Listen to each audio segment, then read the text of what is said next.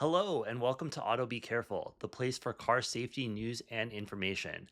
I'm Gene, and today we're going to be talking about the updated crash reporting requirements for vehicles with advanced driver assist systems.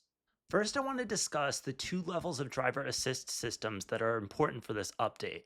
Now, I already discussed in depth all the levels of advanced driver assist systems, or ADAS, in a previous video, which I'll link in the description below. The two that are important for this topic are level 2 and level 3. Level 2 systems allow the vehicle to use adaptive cruise control and lane centering at the same time, but the driver remains responsible for controlling the vehicle. Level 3 systems allow the vehicle to drive itself unsupervised in certain conditions, but require that the driver take over when requested. When you or I go to buy a vehicle, the highest level that we can purchase is level 2.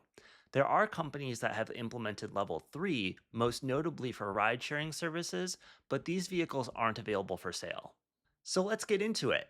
If you've been watching my videos, you'll recall that I discussed how the NHTSA issued a standing order that required manufacturers to report a collision if their driver assist system was active at any point in the 30 seconds prior to the collision and certain other conditions were met. These conditions differed slightly depending on if the system was a level 2 system or a level 3 or higher system. For level 3 systems, the requirements were simply that the collisions had to occur on a US public road and that the system had to be active at some point in the 30 seconds prior to the collision. For level 2 systems, it was a bit more nuanced.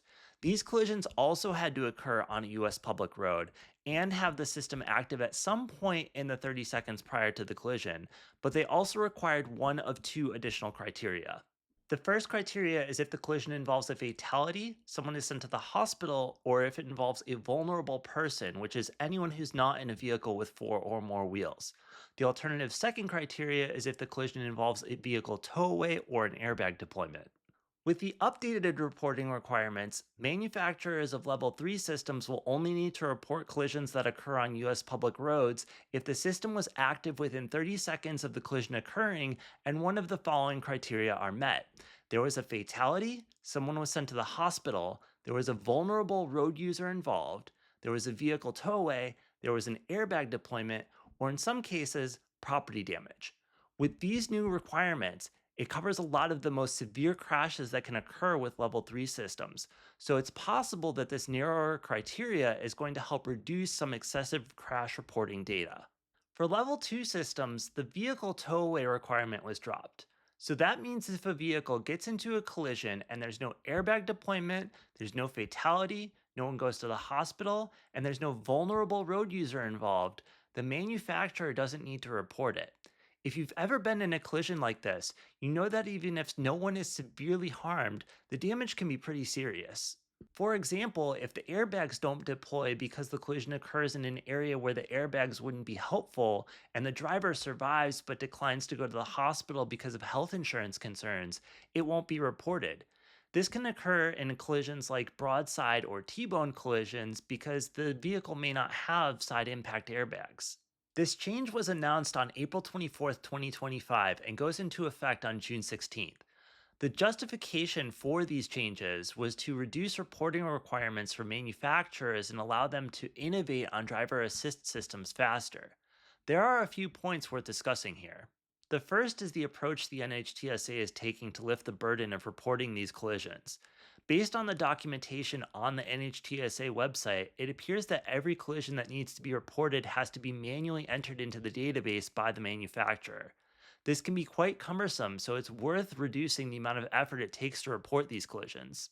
Oddly, the NHTSA appears to be taking the approach that reporting less data is the preferred solution, rather than streamlining the process by providing tools to the manufacturers to allow them to upload the data automatically instead of requiring it to be manually entered. This could be particularly impactful because, according to the data on the NHTSA website, over 70% of the incidents reported are reported by telematics. That means it's possible to drastically reduce the burden of reporting this data by allowing the vehicles to upload the data themselves rather than involving a human. The other piece that's really interesting is that the largest number of incidents reported by far come from Tesla. Looking at the data on the NHTSA website, it's pretty clear that Tesla stands out. The data on the website ranges from April of 2022 to March of 2025.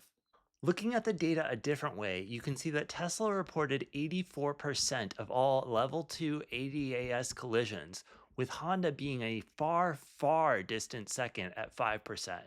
Even when you add in level 3 data, Tesla still accounts for over 50% of all reported incidents, with Waymo being a far distant second at 21%.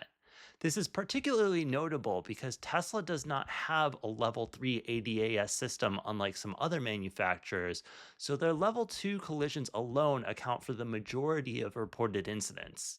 This is notable because the current CEO of Tesla is also a major driver behind efforts to reshape the NHTSA, which may have been a factor in reducing the reporting requirements for companies like Tesla.